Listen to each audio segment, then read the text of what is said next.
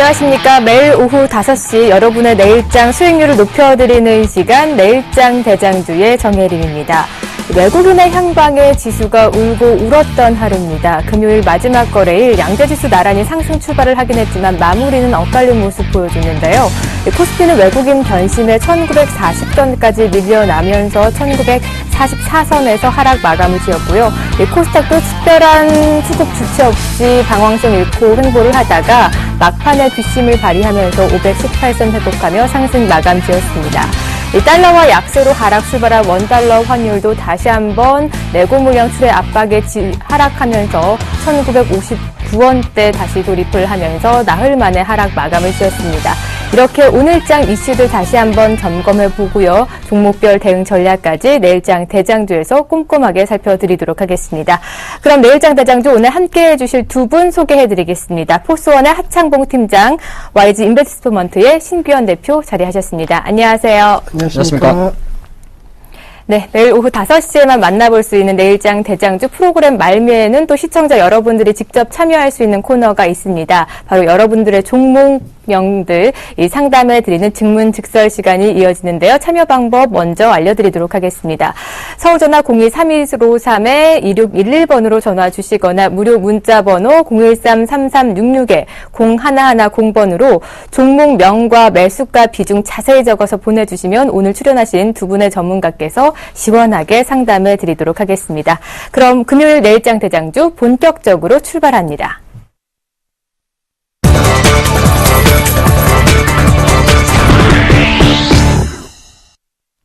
네, 오늘장 이슈 공방 시간입니다. 오늘장에서 가장 핫하게 떠올랐던 이슈들에 대해서 두 분의 전문가와 함께 얘기 나눠보도록 할 텐데요. 먼저 하창봉 팀장과 함께 오늘장 정리부터 해보도록 하겠습니다. 오전장 어제에 이어서 좀 상승 추세를 이어가나 싶었는데 좀 갈팡질팡하던 외국인들의 매도로 인해서 코스피 지수가 좀 많이 떨어지면서 하락 마감을 지었습니다. 오늘 이렇게 급등락이 심한 하루였는데요. 오늘장 어떻게 보셨나요?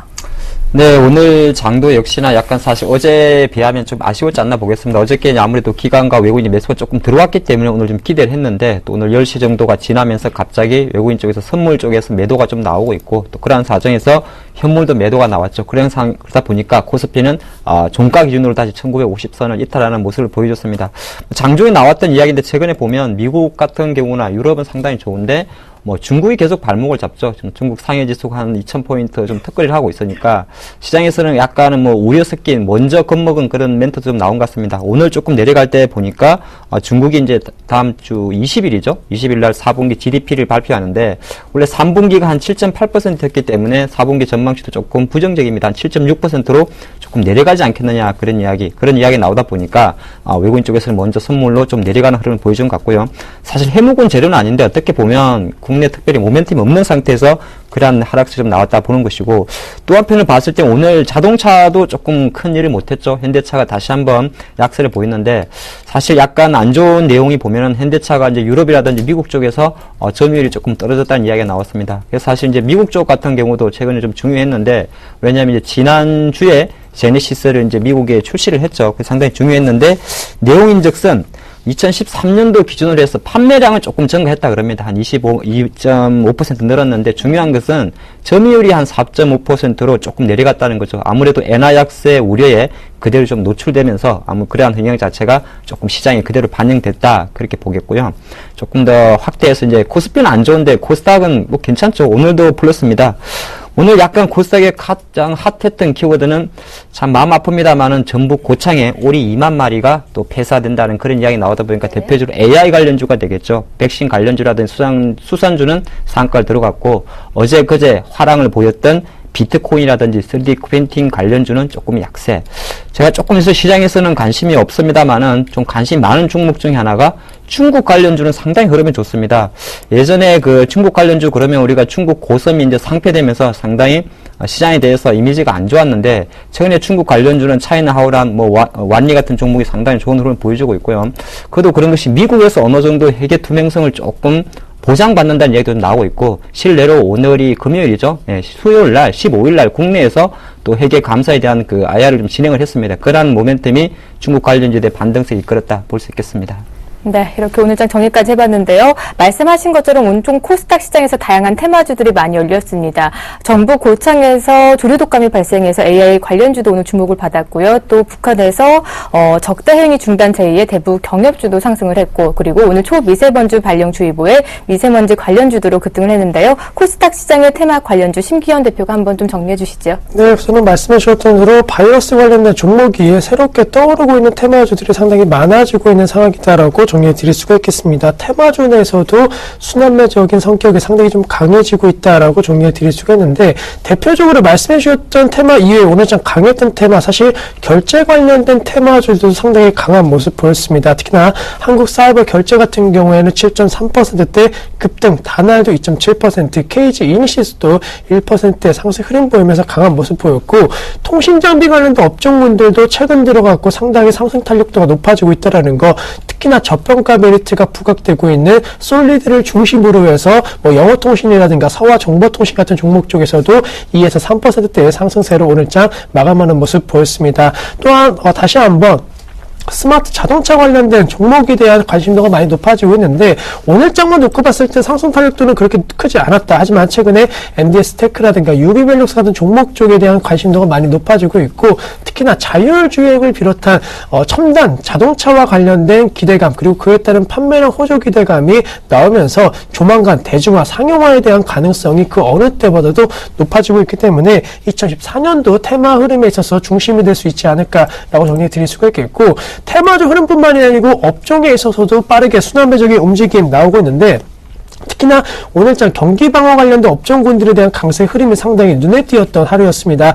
전기전자, 그리고 전체적으로 건설이라든가 화학 관련된 업종군은 약세 흐름 보였지만은, 화장품 관련된 종목군들 코스맥스를 필두로 해서 한국코너 홀딩스를 중심으로 해서 강세 흐름 보이고 있다라는 거 지속되고 있고, 아모레퍼시픽이라든가 LG생활건강도 강세 흐름 보였다. 또한 제약 업종 같은 경우에도 실적 전망치 대형주 중심으로 하락 흐름 나오고 있지만은, 녹십자를 중심으로 해서 다시 한번 M&A 관련된 이슈가 있는 일동제약 같은 종목 쪽에서 급등 양상 보이면서 다시 한번 M&A 관련된 이슈가 이 제약 업종에 대한 관심도를 많이 이끌고 있다. 또한 음식료 업종 같은 경우에도 원화 강세, 그리고 원자재 가격 하락에 따른 이익 전망치 상향에 따른 기대감 주가에 좀 반영되고 있기 때문에 약간은 코스피 지수 약간은 좀 횡보 움직임 1950포인트에서 공방 움직임 나오고 있지만은, 업종 흐름에 있어서는 상당히 극과 극의 형태가 오늘장에서도 나타났던 하루였지 않나라고 말씀을 드리도록 하겠습니다. 네, 오늘 유난히 좀 변동성이 심한 장세가 이어졌습니다. 좀 다음 주도 한번 전망해 봐야 될 텐데요. 하창봉 팀장님, 다음 주에도 이렇게 변동성 장세가 지속될 거라고 보십니까?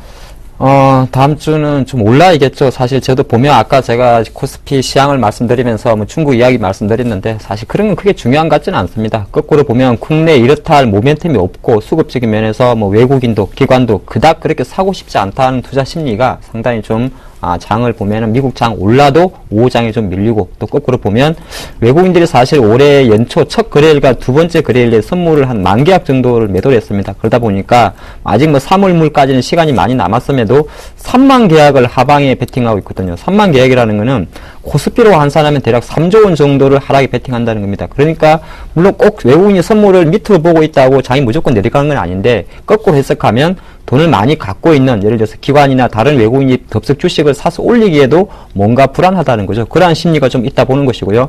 제가 그래도 장을 조금 좋게 보는 것은, 기관들은 지금 대부분 외국인도 마찬가지입니다. 누가 먼저 총대를 매주면, 누가 먼저 쏘면 따라가겠다는 심리가 있기 때문에 철저하게 지금 약간 코스피가 코스닥 대비해서 상대적으로 눌려 있습니다만은, 네, 장이 여기서 계속적으로 내려갈 그런 흐름은 아니지 않나. 다음 주는 조심스럽게 반등에 대한 기대감도 가져보자, 그런 전략도 생각해 보겠습니다. 네, 다음 주에는 조심스레 반등의 기대감 가져보자라는 의견까지 주셨습니다. 이렇게 오늘장 뜨거웠던 이슈에 대해서 얘기 나눠봤고요. 전문가들의 포트폴리오를 엿보는 시간, 내일장 대장주로 다시 찾아오도록 하겠습니다.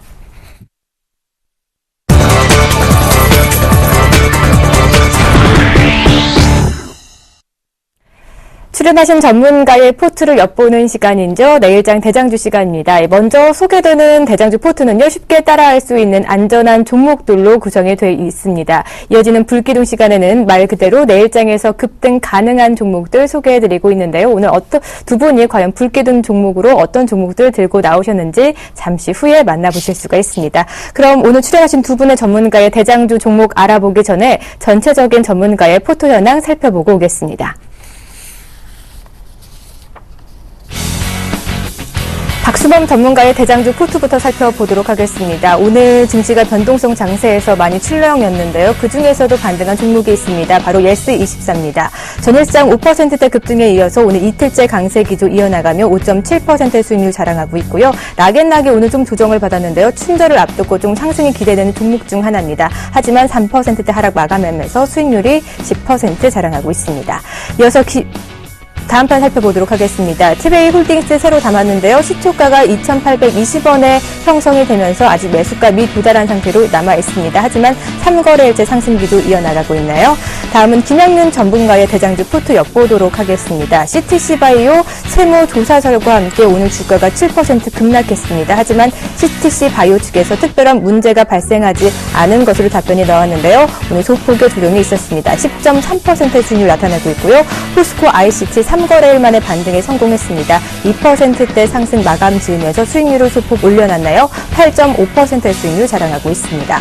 다음 송상욱 전문가의 대장주 포트 살펴보도록 하겠습니다. 성호전자 어제와 동료 수익률 올리고 있는데요. 3D 프린터 부품 공급 계획설에 대해서 추진 중인 것은 없다고 오늘 그 설에 대해서 답변이 나왔습니다. 현재 4.6%의 수익률 나오고 있고요. 소리바다 전일장에서 하락폭을 좀 만회한 모습 보여주고 있습니다. 오늘 2%대 상승 마감 지으면서 누적 수익률이 1.9% 나타내고 있습니다. 이어서 윤종윤 전문가의 대장주 포트 엿보도록 하겠습니다. 오늘 전북 곡창에서 조류 독감이 발생을 했어. 그래서 백신주들이 급등을 했는데요. 이글벳이 가격 제한폭까지 높게 올랐습니다. 15.2%의 수익률 자랑하고 있고요. 유진테크가 어제에 이어서 오늘도 이틀째 강세 기조 이어나가고 있습니다. 누적 수익률 8.8% 자랑하고 있습니다. 마지막으로 조인희 전문가의 대장주 포트 엿보도록 하겠습니다. CJ 헬로비전 최근 매물대 돌파하면서 오늘 소폭의 상승을 보였는데요. 누적 수익률 10.5% 자랑하고 있습니다. 나스미디어가 5거래일 만에 반등에 성공했는데요. 1% 이상 오르면서 마감 지었습니다. 누적 수익률 6.1%입니다. 이어서 팜스토리 살펴볼 텐데요. 조류 독감 발생과 함께 닭고기 관련주로 묶이면서 오늘 5%대 급락을 했습니다. 누적 수익률 마이너스 7.5% 나타내고 있고요. LG 이노텍 오늘 신규 편입을 했는데요. 시초가가 87,300원에 형성이 되면서 매수가 미도달로 조금 더 기다려 보셔야 할 것 같습니다. 네, 이렇게 전문가들의 포트폴리오 수익률까지 알아봤고요. 이어서 오늘 출연하신 두 분 전문가들의 대장주 종목 엿보도록 하겠습니다. 화면으로 함께 보시죠. 네, 먼저 하창봉 팀장님의 대장주 종목은 뭘까요? 살펴보겠습니다. 네, 코리아 FT 들고 나오셨는데요. 코스닥 중형 종목 중에 들고 나오셨습니다. 이 자동차용 대기오염 절감 부품 생산 업체인데요. 코리아 FT는 국내 시장 점유율 1위, 세계 시장 점유율 4위 업체입니다. 이어진 대장주 종목 살펴볼게요. LG상사 들고 나왔습니다. 올해부터 산업체 이익 증가 기대감에 연일 강세 기조가 이어나가고 있는데요. 오늘도 3%에 가까운 상승 마감 지었습니다. 네, 오늘 하창봉 팀장님은 바로 코리아 FT와 LG상사 들고 나오셨는데요. 먼저 코리아 FT부터 만나보죠. 네, 사실 두 종목을 가져왔는데 이따 설명드리겠습니다만 이렇게 현재 위치, 가격 위치는 극과 극이다 말씀을 드리겠습니다. 코리아 FT는 지금 이제 52주 신고가를 달리고 있는 종목인데 많이 조금 생소할 수 있습니다만은 자동차 대표적인 부품주가 되겠다 그렇게 말씀드리겠고요. 공장은 이게 제가 기반 경남 쪽에 있는데 사무소가 분당 쪽에 있더라고요. 한번 가봤는데 실제적으로 회사의 성장성이 상당히 좀 답보된 회사다 그렇게 말씀드리겠습니다. 약간 감히 어떤 회사냐 하면 이 카본 캐니스트라 그러는데 실제적으로 자동차 연료 계통에 들어갑니다. 연료 계통에 들어가서 어떻게 보면 친환경 자동차로도 많이 대변이 되고요. 이 부품이 들어가게 되면 예를 들어서 윤활유, 그 실린더 안이라 그러죠. 실린더 안에서 어느 정도 정화를 시켜서 약간 우리 공기에 나쁜 뭐 이산화탄소 이런 것을 약간 순화하는 작용이 합니다. 그러니까 가장 필수적으로 들어가는 필러를 만드는 회사다 보는데 아까 말씀하셨듯이 국내에서 이걸 할 수 있는 회사는 이 코리아 FT밖에 없고 글로벌적으로 간다 그래도 사실 한 4위 정도의 점유율을 갖고 있으니까 기술력에서는 상당히 좀 주목이 되는 종목이다 말씀드리겠습니다. 그러다 보니까 실제적으로 이 회사가 어느 정도 항상 이제 제가 좀 여담삼아 드릴 말씀인데요. 기업을 가보면 그쪽 담당 CFO나 IR 담당자가 거드름을 피울 때가 많습니다. 회사에 자신 있을 때는 상당히 우리 표현으로 좀 재수없게 하거든요. 네. 그 말은 그만큼 회사의 실적이 있고 기술력이 되기 때문에 그러한 흐름을 보이는데 코리아 FT는 제가 판단할 때는 그러한 느낌이 왔다 말씀드리겠고요. 사실 이제 올해 2014년도 1월부터 또 바뀐 게 하나 제도가 있는데 국내에서 올해 1월 1일부터 이 친환경 대기가스에 대해서 규제가 조금 더 강화됩니다. 그래서 아무도 성장성 좀 답보되겠다 보겠고 원래 국내 완성차 다 들어갑니다. 원래 현대차, 기아차 다 들어갔는데 또 앞으로는 이제 국내차를 벗어나서 뭐 해외 자동차, GM이나 르노 쪽으로도 판매를 확대한다 그러니까 뭐 실적에 대한 거는 좀 답보되지 않겠나 보겠습니다. 조금 더 PR을 해드리면 보통 자동차 부품주들이 그 영업이익률이라 그러죠. 현대차도 영업이익률 우리가 8% 밑으로 떨어졌네 그런 이야기 하는데 네. 코리아 FT는 9%가 넘습니다. 그러니까 벤더 업체가 완성 업체보다 영업이익률이 높다는 것은 그만큼 수익성이 된다는 거거든요. 아무래도 수익성이 된다는 것은 오히려 거꾸로 그러니까 제가 하청업체, 벤더 업체인데 완성업체보다 수익률이 좋다는 것은 가격 협상력을 갖고 있다는 거죠. 그 관점에서 어느 정도 실적이 답보됐다 보겠습니다. 잠깐 차트 보면요. 너무 좋은 이야기만 했기 때문에 차트를 좀 봐야 되겠습니다. 네. 오늘도 조금 올랐어요. 많이 안 오릅니다. 한 50원 정도 올라서 5,540원 정도 있는데 사실 이게 이 종목은 그 흐름 자체가 상당히 안정적입니다. 제가 좀 긴 그림에서 좀 봐드려도 약간 2013년도부터 많이 좀 급등을 했죠. 급등을 했는데 이 지금 주봉을 보고 있습니다만은 우리가 보통 빨간 선이 20주선이니까 네. 상당히 그림이 좋은 그림이죠. 이런 차트 같은 경우는 분봉, 일봉이라도 다 매수를 고려할 만하지 않나 보겠고요. 대신 이제 일봉을 보면 조금 지겨운데 제가 판단할 때는 확실히 지난해 연말에 한번 오버슈팅이 났다가 연초에 지금 쉬었다가 다시 올라가는 흐름을 보여주고 있습니다. 거래량이 조금 많진 않아요. 많지 않기 때문에 사실 뭐 급하게 덤빌 수는 없습니다만은 네. 누가 기술적으로는 이평선이 몰려있기 때문에 좀 적정 가능하다 말씀드리겠고요. 전략을 조금 말씀드리면 실제적으로 하루 변동성이 조금 작기 때문에 급하게 덤비시면 안 될 것 같습니다. 그래서 5,500원 이하에서 좀 매수를 해보자 그런 말씀드리겠고 단기 목표가는 500원만 보겠습니다. 물론 크게 보면 계속 좋은데 주가 그동안 보여줬던 상승 탄력이 대략 500원 정도에서 조금 차익 매물이 나왔기 때문에 네. 현 주가에서 500원을 더하면 6,000원 이상 정도를 1차 목표가로 잡을 것 같고요. 손절 라인은 이런 종목들이 아무리 좋아도 갑자기 또 내려오면은 갑자기 매물이 나올 수가 있기 때문에 손절 라인은 제가 표시해 드렸는데요. 한 5,200원 정도 대략 21선 위치가 될 것 같습니다. 이 정도 위치에서 좀 손절을 하는 그런 전략이 어떨까 싶습니다. 네, 코리아 FT 이제 국내 시장을 벗어나서 해외 시장 진출 기대감까지 더해지고 있습니다. 좀 제법 흐름이 안정적인 종목인데요. 목표가 6,000원 제시해 주셨고요. 손절가 5,200원까지 제시해 주셨습니다. 이어서 또 하나 들고 나온 종목이 바로 LG 상사입니다. 이어서 함께 만나보시죠.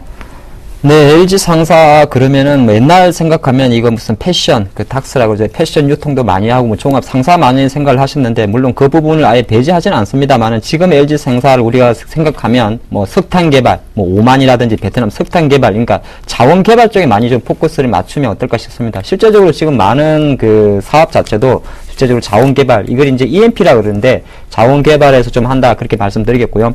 대우인터내셔널은 조금 다르죠. 대우인터내셔널은 보통 이제 가스전을 만드는 거고 LG 상사는 석탄캐입니다. 석탄을 주로 많이 캐기 때문에 자원개발 쪽에서도 약간 석탄 부분이 좋은데 왜 LG 상사의 주가가 지금 이렇게 어떻게 보면 상당히 뭐 제가 조금 이따 차트 보겠습니다만 저가 영역이거든요. 2013년도 초에 53,000원 하던 주가가 지금 3만원대니까 기지개 한번 펴지 못했습니다. 그런 결정적으로 사실 생각보다 자원 개발 부분에서의 이익 자체가 많이 안 나왔다 그렇게 봅니다. 뭐 인도네시아, 오만, 호주, 뭐 베트남 여기저기 이제 땅은 파고 있는데 실제적으로 땅 판다고 뭐 석탄 나와서 그걸 팔아야 돈이 될 거 아닙니까? 근데 이제 그런 흐름 쪽에서 조금 약하다 보니까 사실 증권사에서 바라보는 지금 LG 상사의 4분기 실적도 상당히 안 좋습니다. 근데 제가 오히려 거꾸로 생각할 때는 안 좋은 건 누구나 아는 상태에서 주가가 바닥권에 있다면 실제적으로 오히려 선반영되지 않겠느냐 그런 생각 좀 하는 것이고요. 최근에 장 흐름의 특징이 약간 그 코스피에서 실적 솔직히 삼성제 실적이 안 좋은 거 아니지 않습니까? 8조 3천억도 엄청 좋은 건데도 그렇게 이제 약간 그 모멘텀을 찾지 못한다면 오히려 시장에서 실적이 안 좋아서 먼저 빠졌던 종목에서 반등이 좀 나올 수 있지 않을까 보겠고요. 최근에 이제 LG상사가 이제 GS그룹하고 합쳐가지고 STX 에너지를 인수를 했습니다. 그렇기 때문에 물론 그건 이제 자원 개발에서 어느 정도 조금 시너지를 얻고자 하는 그런 어떤 전략이 좀 들어가 있습니다. 그래서 2013년도까지는 안 좋았고 뭐 실적이 뭐 사실 올해 1분기 팍 돌아갈 것 같지는 않아요. 하지만 지금의 주가는 어느 정도 기술적 반등이 왔지 않나 그렇게 보겠습니다. 자, 차트를 보면서 왜 기술적 반등인지 좀 설명을 해드리도록 하겠습니다. 제가 지금 판단할 때는 지금 라인을 조금 보시면 그러니까 지난해 하반기도 계속적으로 한 31,000원 정도가 이렇게 지지선으로 있다가 지지선이 붕괴되니까 급락을 하죠. 마찬가지입니다. 지금 올라가게 되면 당연히 한 33,000원대는 저항선이 되겠죠. 그렇지만 약간은 그 같은 차트라도 3개월의 시간이 있기 때문에 반등 가능성을 주고요. 지금 최근 흐름만 놓고 보면 제가 조금 펼칠 때 파란색이 60일선이고 빨간색이 20일선인데 약간 돌아서는 모습이 보입니다. 네. 그리고 우리가 가장 기술적 분석에서 좋아하는 N자형 반등, 계단식 반등이 좀 이루어지기 때문에 제가 판단할 때는 좀 접근 가능하지 않나 그렇게 보겠습니다. 전략적으로 구체적으로 말씀드리면 오늘 3450원 오늘 같은 장이 올랐다는 것은 그만큼 매기가 살아있는 것이고 거꾸로 종가까지 올랐기 때문에 혹시라도 월요일날 조금 갭 상승하면 따라가면 차익 매물에 맞겠죠. 그래서 저는 오히려 3만원 이하에서 좀 접근해보자 그런 말씀 드리겠습니다. 대형주는 급하게 따라갈 필요가 없지 않습니까? 3만 이하에서 좀 접근하고요. 1차 목표가는 10% 보겠습니다. 한 33,000원까지만 아까 말씀드린 지난해 하반기에 저항 라인까지만 일단 볼 것이고 손절 라인은 한 28,000원 글쎄요. 28,000원까지 내려오면 바로 훅 빠질 것 같진 않은데 네. 어차피 그 밑에서 조금 살 수 있는 기회도 올 수 있기 때문에 손절 라인은 28,000원, 목표 가격은 33,000원으로 설정을 해보겠습니다. 네, LG상사 이틀째 강세 흐름 이어나가고 있는데 그만큼 매기가 살아있다는 증거라고 합니다. 다음 주에 대표님이 좀 제시해 주신 그 가격대에 접근해 보시면 좀 수익률을 높일 수 있을 것 같습니다. 이렇게 하창봉 팀장의 대장주 종목까지 살펴봤고요. 이어서 심기현 대표가 들고 나온 대장주 종목 화면으로 만나보시죠. 네, 오늘 심기현 대표가 고른 대장주 종목은 뭘까요?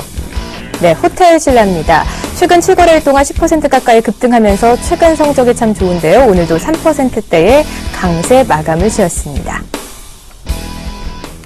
네, 심기현 대표님 호텔신라 하면 이 창리공항 면세점 진출 소식에 그 소식이 나오면서 계속 상승세를 이어나가고 있는데 오늘 어떤 이유로 들고 나오셨나요? 네, 우선은 말씀해 주셨던 대로 면세점 관련된 사업 기대감이 나오면서 새롭게 성장 동력으로 자리매김하고 있는 종목이다라고 정리해 드릴 수가 있겠습니다. 사실 롯데그룹에 있어서는 이미 해외 면세점 진출과 가능성 그리고 그 현실성이 나왔는데 호텔신라 같은 경우에는 약간 뒤늦은 감이 있다. 하지만 그만큼 어느 정도 뒤늦게 진출하지만은 그 진출에 따른 시너지 효과는 분명히 크게 나타날 수 있다는 것은 긍정적인 뉴스로 생각할 수 있을 것으로 판단되고 있고 사실 단기적으로 놓고 봤을 때 워낙 주가가 매년 급등 양상 보였기 때문에 부담스러운 가격대라고 생각하실 수 있겠습니다. 하지만 최근 10년 내 성장률만 놓고 봤을 때 사실 호텔신라만큼 주가 상승에 대한 견조한 흐름이 보였던 종목도 없다라는 거. 네. 삼성그룹이 10년 내에 우리나라 최고 기업으로서 그룹으로서 떠오르는 과정 속에서 호텔신라 같은 경우에도 동방성장이 분명히 이루어지고 있는 것이 사실이고 최근에 한 3년 내에 있어서는 호텔 레저 사업에 대한 관심도가 우리나라뿐만이 아니고 전 세계적으로 높아지고 있습니다. 단순히 숙박업이 아닌 문화, 레저, 엔터테인먼트의 중심 이슈로 좀 떠오르고 있기 때문에 그와 관련된 최대 이슈 종목 역시나 호텔신라는 앞으로도 지속적인 상승 관리가 가능하다라고 정리해 드릴 수가 있겠고 이 종목 같은 경우는 환율 우려감이 컸던 종목입니다. 아시겠지만 엔화 약세에 따른 관광객 수가 줄어든다라는 우려감 속에서 빠질 법도 하지만은 조정은 나왔다. 하지만 그 반등폭이 나왔을 때 상당히 강하게 나오고 있기 때문에 환율과는 상당히 무관하게 실적이라든가 그리고 영업이익 개선이 좀 빠르게 나타나고 있는 종목이기 때문에 오히려 더 안정성의 측면에 있어서는 이러한 종목 쪽으로 관심 가지시는 것이 필요하지 않을까라고 정리 드릴 수가 있겠고 이 종목 같은 경우에는 전체적으로 매수가 부분이라고 한다면은 76,500원대 오늘장 종가가 76,800원대이기 때문에 충분히 이 가격대에서는 매수 가능할 수 있을 것으로 판단되고 있습니다. 또한 차트 흐름 보시면 아시겠지만은 대체 상승에 대한 흐름 2004년도부터 시작되었고 2009년도부터는 그 가속도가 더욱더 빨라지고 있기 때문에 이러한 흐름이라고 한다면은 8만원에 대한 주가 회복 가능하다라는 거 충분히 단기적으로는 79,000원대까지의 목표가 설정은 무난하게 설정 가능할 수 있을 것으로 판단되고 있고 손절가 74,000원에 대해서 말씀드리는데 이 가격대가 이탈된다 올라간다라고 해서 추세가 깎인다라고 보긴 어렵습니다. 하지만 단기적으로 뭐 그와 비슷한 호텔 레저 관련된 뭐 한진칸이라든가 이러한 종목군들이 강세 흐름 보이고 있는데 상대적으로 시장님이 강세 흐름 보이면서 매물이 나오면서 이 가격대에 이탈될 수 있다라는 것만 염두를 하자라는 거 기억하자라고 정리드리면서 이런 종목 갖고 계신다고 한다면 크게 중장기적으로 리스크 없이 고수익을 노릴 수 있는 전략이지 않을까라고 말씀을 드리도록 하겠습니다. 네, 리스크가 없이 좀 중장기적으로 들고 갈 종목 찾으시는 분들은 호텔신라 좀 집중해 보시면 좋으실 것 같습니다. 이렇게 그러면 오늘 하창봉 팀장과 심기현 대표의 포트 화면으로 다시 한번 정리해 보도록 하겠습니다.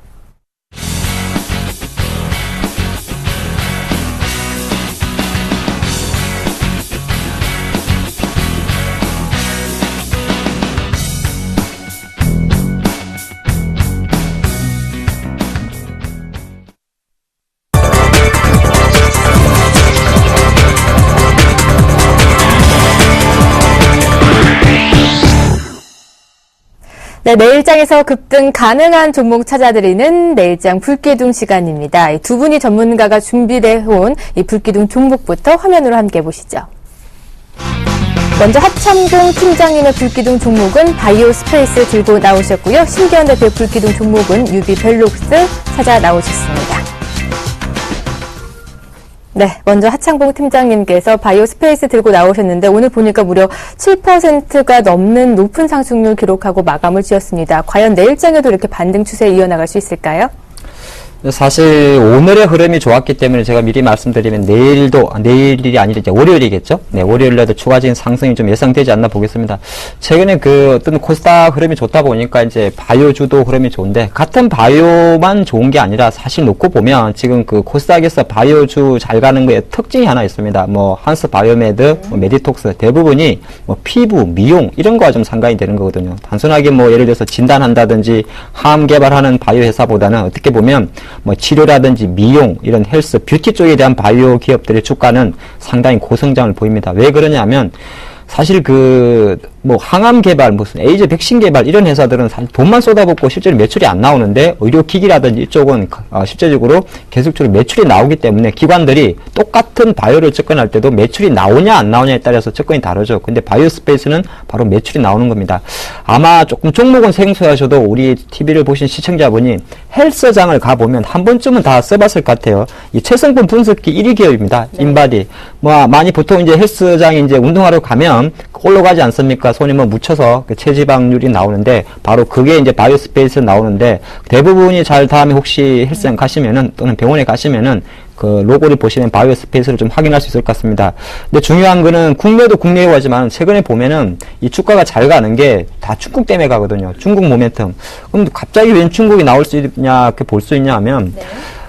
뭐, 물론 저도 이제 제가 직접 중국 가서 누가 좀 뚱뚱한지 다 세보진 않았습니다만, 이제 먼저 간 연구원들의 자료에 따르면은 중국의 어떤 체성분, 중국인의 이제 비만도도 조금 계속 증가한다 그럽니다. 계속 증가하고 있고, 지금은 이제 개인적으로 아직 우리나라보다는 조금 삶의 질이 조금 떨어지다 보니까 자기 미용에 대해서 투자하는 금액이 조금 한 300위안 정도밖에 안 되는데 향후에 계속 좀 급증한다 그럽니다. 그래서 우리가 우스갯소리로 중국인 우리나라보다 뭐 인구가 벌써 한 30배 이상 많지 않습니까? 그러다 보니까 중국 쪽에서의 그 인바디 제품의 매출 성장 자체가 오히려 거꾸로 볼 때 바이오스페이스의 급등과 지금의 주가 상승과도 좀 일맥상통하지 않나 그렇게 봐드리겠고요.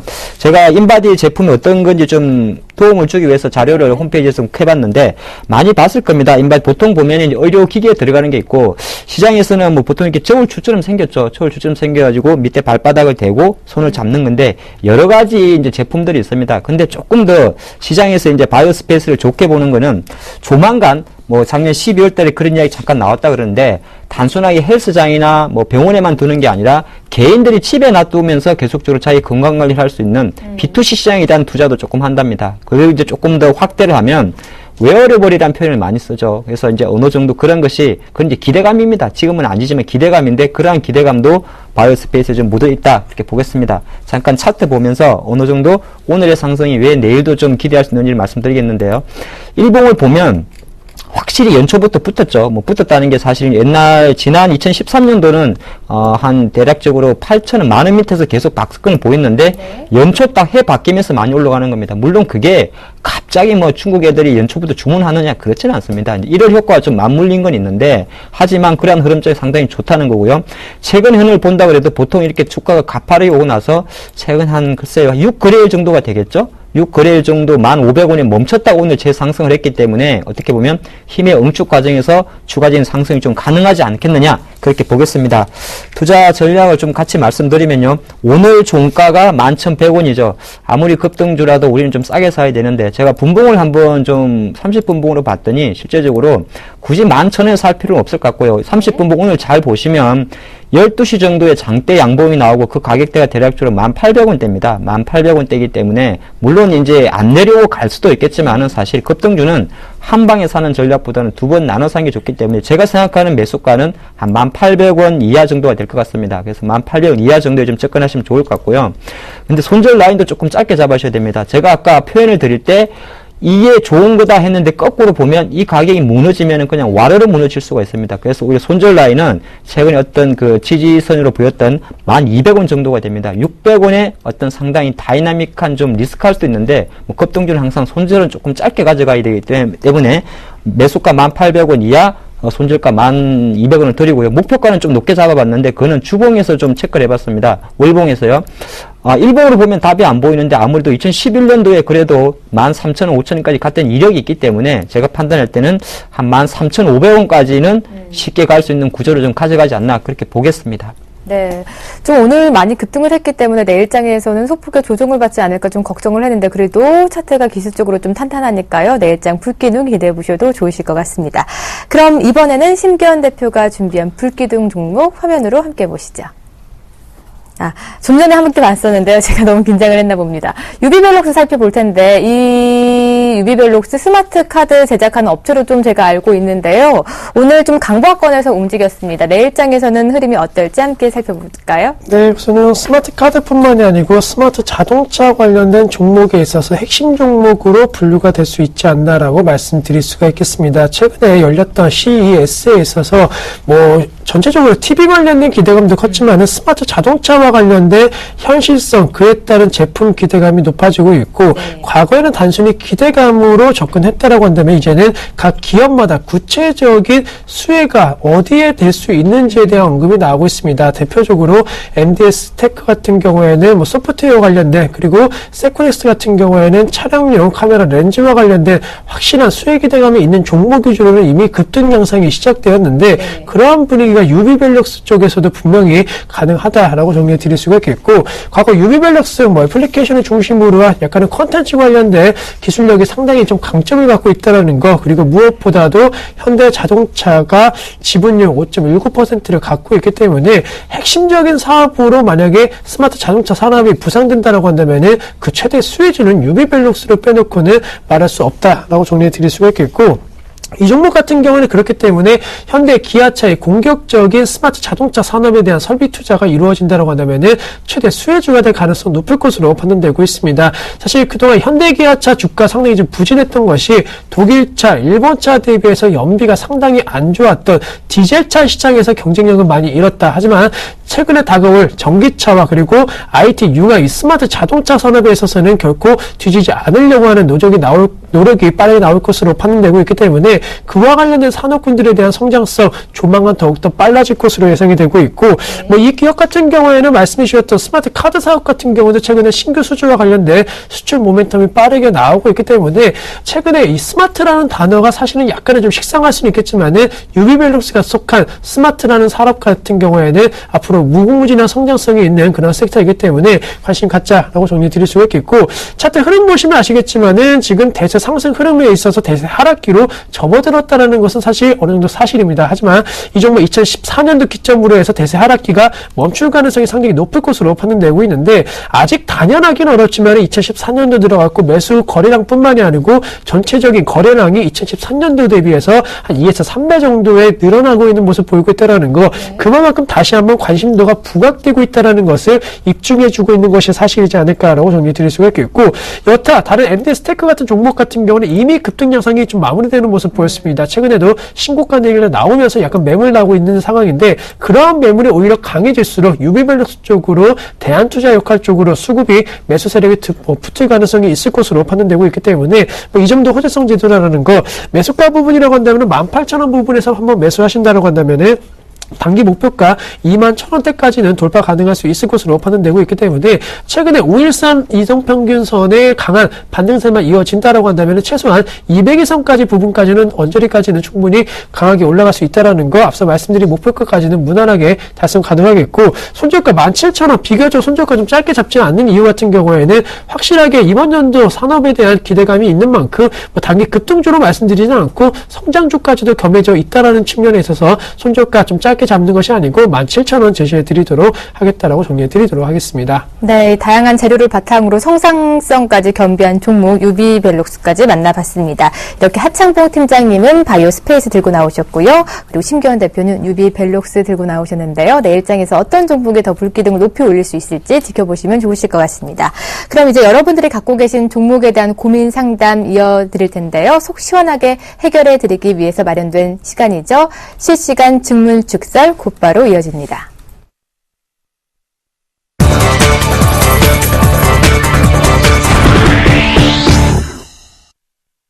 이제부터 여러분의 고민 상담해 드리도록 할 텐데요. 참여 방법 다시 한번 알려드리도록 하겠습니다.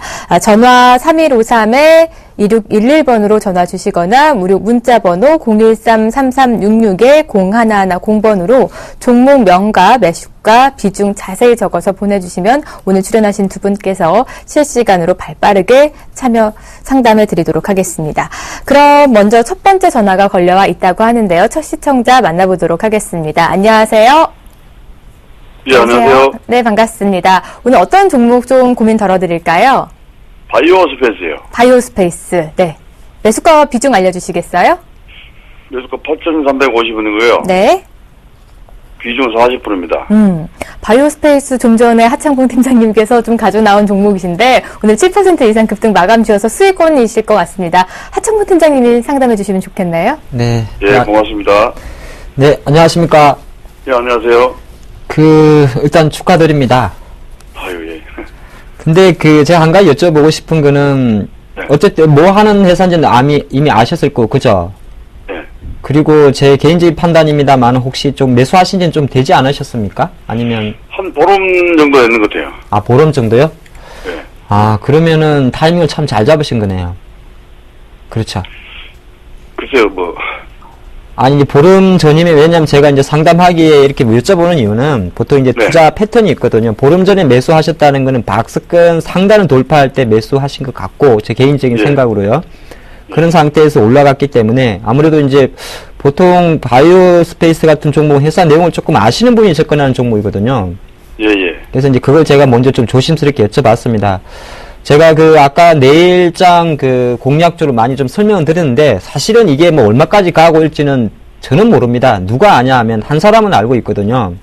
그 한 사람이 누구냐 하면 바로 외국인입니다. 제가 잠깐, 물론 그 외국인이 누군지 모르겠는데, 실제 중요한 것은 지금 바이오스페이스의 주가 분석을 해보면, 모멘텀은 어차피 똑같이 나와 있는 거거든요. 제가 아까 뭐 체성분 분석기, 인바디 다 말씀드렸고, 중국의 비만 인구 말씀드린, 그건 별 중요하지 않습니다. 주가가 올라갈 때는 이제 모멘텀 먼저 만들어지고 후발주자로 누가 사냐인데, 제가 좀 자료 화면을 좀 같이 드리면, 최근에 바이오스페이스의 매매 동향을 실제적으로 보면 철저하게 외국인이 들어옵니다. 그러니까 또 그것도 있어요. 외국인인데 이게 진짜 노란머리 아니 까만머리냐 뭐 판단하실 필요는 없습니다. 어쨌든 이게 외국인이 진짜 외국인이든 아니면 외국인의 탈을 쓴 기관이든 중요한 일은 않습니다. 일단 외국인이 철저하게 제가 보니까 8,000원 초입부터 들어왔어요. 화면에 같이 좀 보고 계시죠? 예, 예. 8,000원 초입부터 들어왔고, 조금 더 제가 그래픽을 보기 좋게 만들어 드리겠는데, 지금 이게 보면 파란색이 외국인 지분율이고 빨간 선이 주가입니다. 즉 외국인 사면서 급등시킨 종목이라는 거죠. 실제적으로 근데 중요한 것은 며칠 전에 약간 화면은 좀 작을 수 있습니다만은 주가는 조금 조정을 보였더라도 외국인 매수 들어왔다는 겁니다. 그 관점이기 때문에 우리 투자가분이 실제적으로 외국인이 계속 들어오느냐, 그거 여부를 보면서 좀 판단하면 좋을 것 같고요. 중간중간에 이제 이 화면 보는 방법인데요. 우리 혹시 투자가님 그 HTS는 다루시죠? 네네. 예, 보면 기타 법인들이 이렇게 파는 거는 신경 쓸 필요가 없습니다. 보통 외국 파는 물량보다 사는 쪽이 많으면 주가는 올라가게 되어 있거든요.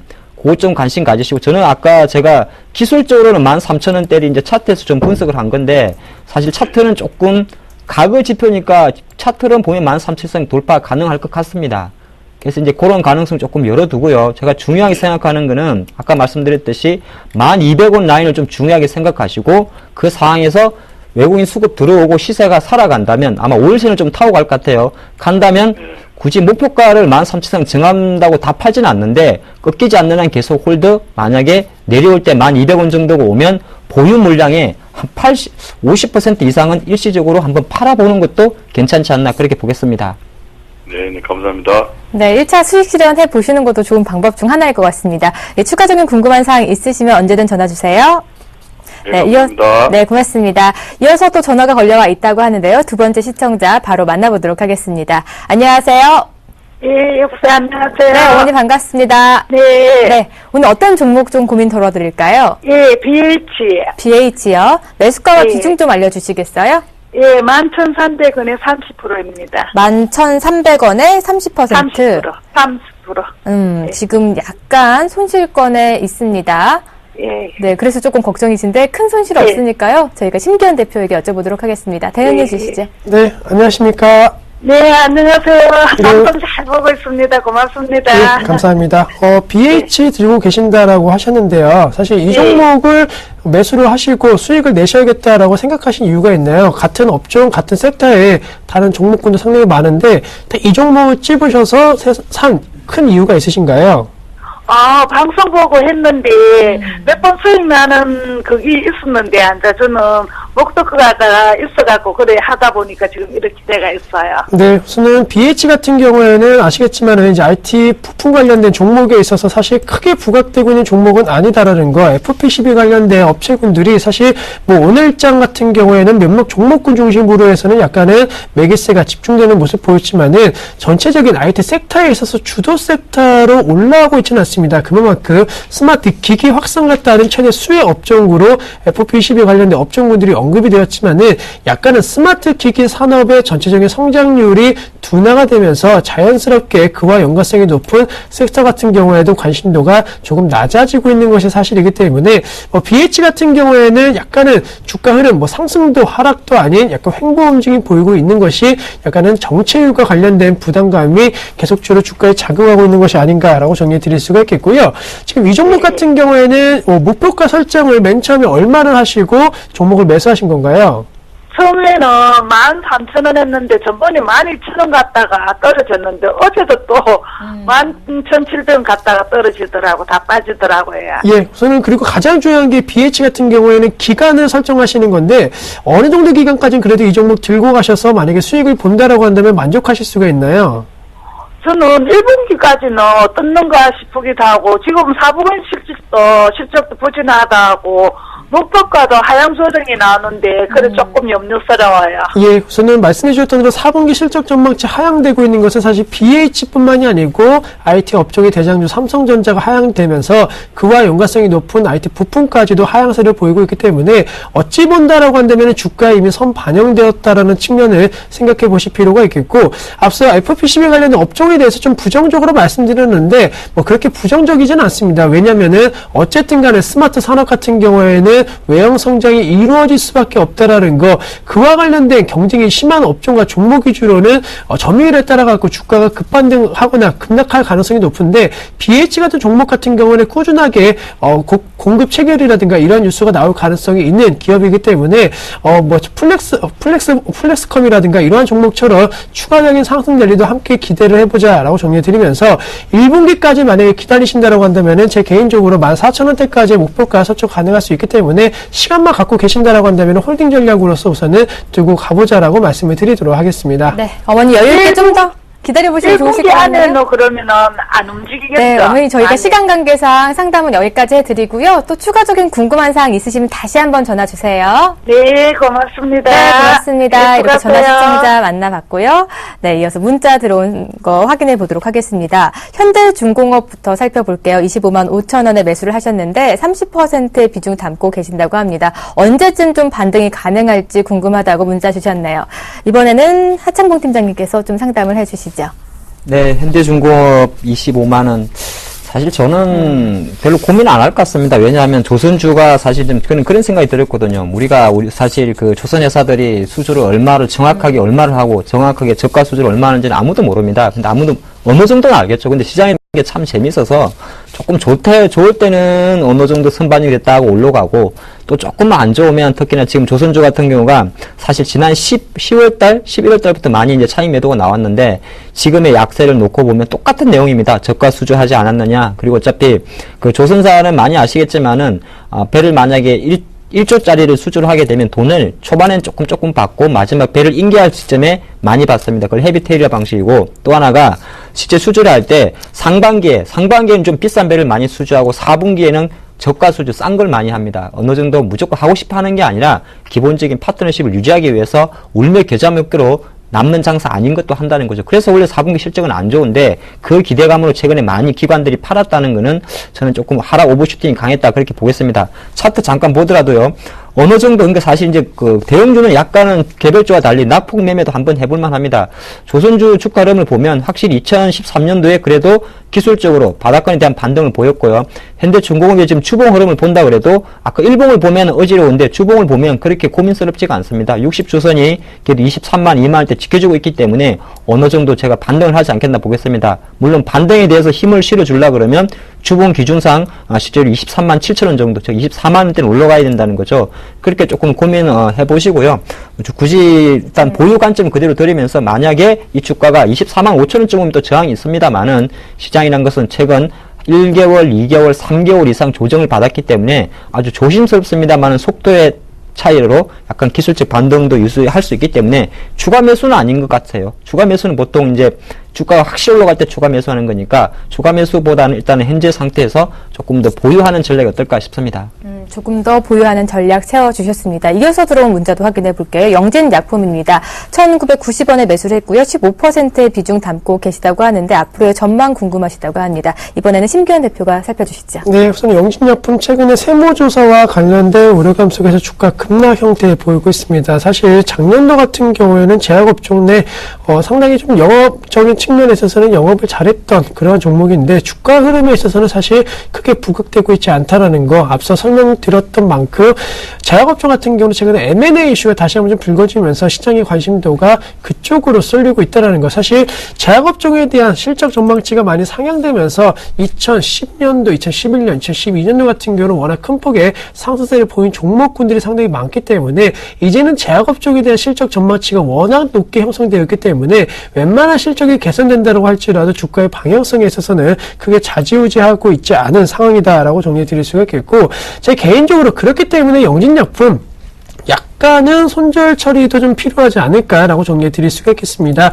그 이유 같은 경우는 영진약품이 안 좋아서 손절을 하자라고 말씀드리는 것보다는 워낙 다른 업종, 다른 종목에 있어서 종목 장세가 좀 강하게 나오고 있기 때문에 박스권에 갇혀있는 종목이 언제까지 박스권을 상단 돌파하면서 재차적인 급등 랠리가 나올지에 대해서는 약간은 좀 의문이 든다라는 거. 그리고 영진약품 같은 경우는 아시겠지만은 최근에 주가 급등의 원동력이 되었던 것이 펀더멘털이 아닌 약간은 해외 다국적 기업군들에 대한 M&A 관련된 이슈가 나오면서 테마적인 형성에 따라가고 급등 양상 보였기 때문에 시장에 있어서는 사실 펀더멘털 개선주가 아닌 약간 테마주를 인식하고 있다라는 거, 이 제품에 대한, 이 기업에 대한 펀더멘털에 따른 주가 예상하고 어렵기 때문에 그만큼 리스크가 있다. 따라서 제 개인적으로 손절하시고 다른 업종 내 혹은 제약업종 내 좀 대형주 중심으로 접근하신다라고 한다면은 돈 좋은 결과가 있지 않을까라고 전망을 해드리도록 하겠습니다. 네, 영진약품은 손절 처리 후에 갈아타기 전략까지 세워보셨고요.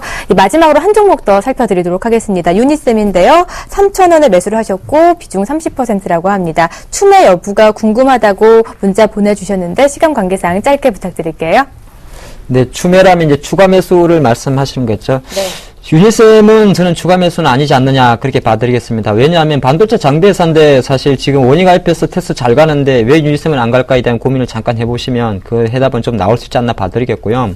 유니셈 차트 같이 보면서 말씀드리는데 사실 이 반도체주들이 작년 10월 초에 급등을 했습니다. 바로 삼성이 중국의 시안 공장 설비를 확대한다 그렇게 했었는데 그 이후로 사실 유니셈은 다시 제자리에 왔고 그때 같이 올라갔던 원익 IPS 테스트는 고공권에 있다는 거죠. 그 관점에서 보시면 어느 정도 물론 개별주마다 그 하는 게 조금씩 다릅니다. 유니셈은 반도체도 하고 차량용 블랙박스에 카메라 모듈도 들어가는데 주가 흐름이 상당히 좀 제한적이지 않나 보겠습니다. 차트는 이뻐요. 차트는 이쁘기 때문에 제가 판단할 때는 굳이 평단가가 3,000원이라는 이유만으로 단가를 낮추는 전략보다는 추가 하락에 대한 리스크는 제한적이기 때문에 현 수준에서 그대로 가져가는 전략 수준만 하는 것이 어떨까 싶습니다.